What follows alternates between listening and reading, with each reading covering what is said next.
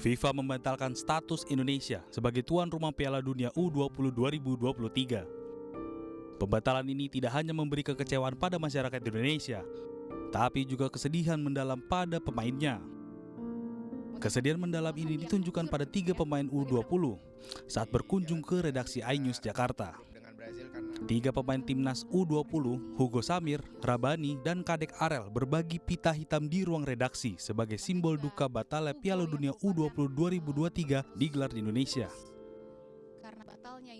Kalau menurut saya ini sangat mengecewakan dan membuat saya sangat terpukul. Dan mimpi dari kita semua, rakyat Indonesia, mimpi orang tua, mimpi timnas U20 akhirnya harus musnah gara-gara hal seperti ini. Itu sih. Untuk saya ya pastinya saya sangat kecewa, rekan-rekan juga pastinya sangat sedih, kita juga, tapi semua akan baik-baik saja, tetap bermimpi semoga lebih baik ke depannya.